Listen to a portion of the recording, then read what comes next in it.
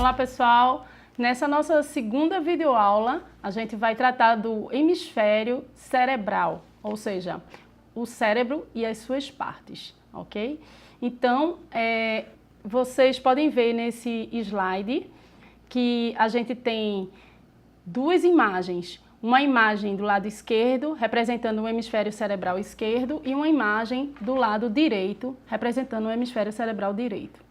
Depois eu vou explicar para vocês o que isso tem a ver com as pessoas com deficiência e o que isso pode ajudar a gente a identificar as melhores habilidades para lidar com essas pessoas, certo? Então, a princípio, é importante que vocês saibam que o lado esquerdo do cérebro, ele atua na parte lógica, sequencial, analítica, objetiva, racional. E ela observa para as partes das coisas. E o lado direito, que é o hemisfério direito do nosso cérebro, ele está responsável pela parte intuitiva, holística, sintetizadora, objetiva, lida mais com as áreas da linguística, né? E ela olha para o todo. Então, a gente tem esse equilíbrio no hemisfério cerebral e esse equilíbrio faz com que a gente ora atue com o hemisfério esquerdo e ora atue com o hemisfério direito. Então, isso é importantíssimo para que o nosso raciocínio e as nossas habilidades sejam desenvolvidas. Vamos entender agora por que precisamos estudar os hemisférios cerebrais para trabalhar melhor com as pessoas com deficiência. Tudo começa com o cérebro. Nós temos dois lados, né, do cérebro. Como eu já havia falado, o lado do hemisfério direito e o lado do hemisfério esquerdo, como vocês podem visualizar aí no slide anterior. O hemisfério direito ele é o responsável por nossa intuição, retomando a sensibilidade, a parte artística, a parte de comunicação, né? Já o lado esquerdo, que é o hemisfério esquerdo, ele trabalha mais os membros, né? As pernas, os braços, a parte motora, mas ele também, a gente tem uma particularidade que é o seguinte, quando a gente está movimentando a mão direita, a gente está trabalhando o lado esquerdo do hemisfério cerebral. E quando a gente movimenta a mão esquerda, a gente trabalha o lado direito do nosso cérebro, tá?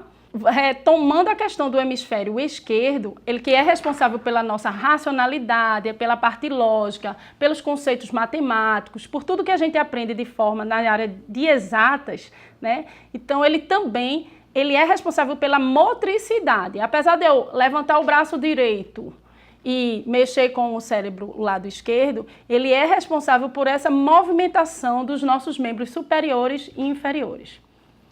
Vamos compreender melhor um pouco sobre essa divisão cerebral. Então, o hemisfério esquerdo, ele tem lóbulos, assim como o hemisfério direito, que a gente pode chamar de lóbulos cerebrais ou lobos cerebrais.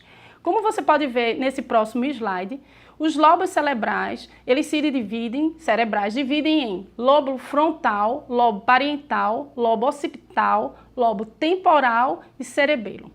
Por que a gente precisa entender um pouco sobre isso? Não é que a gente vá trabalhar a parte neurológica da pessoa, mas a gente vai entender um pouco mais através da neurociência que área é afetada quando a pessoa tem uma deficiência.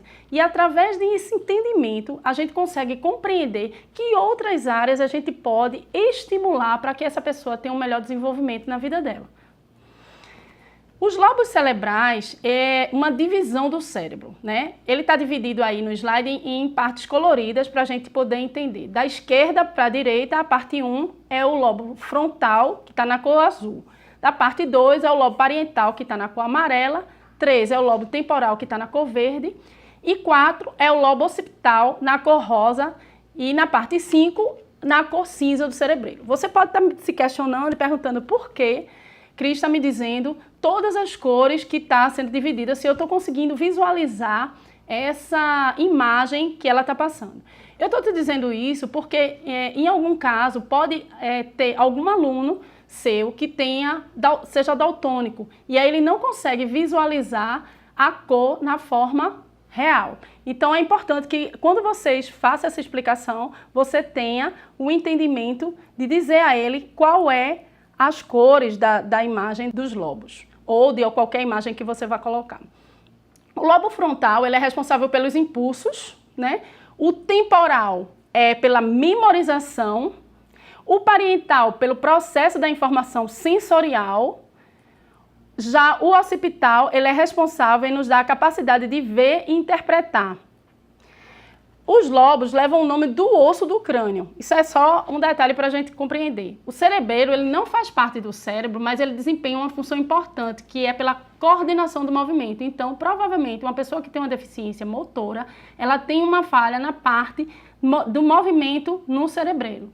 Né? Depois de entendermos o funcionamento básico do cérebro, a gente pode compreender como é que as tecnologias assistivas podem ajudar as pessoas que delas precisam. Então, como eu havia falado para vocês, na hora que a gente consegue compreender que a área do cérebro é afetada, as outras áreas, a gente tem um entendimento de que atividades a gente pode fazer para que essa pessoa com deficiência possa atuar e melhorar as suas habilidades e sua capacidade no meio em que ela vive, tanto no educacional como no meio social.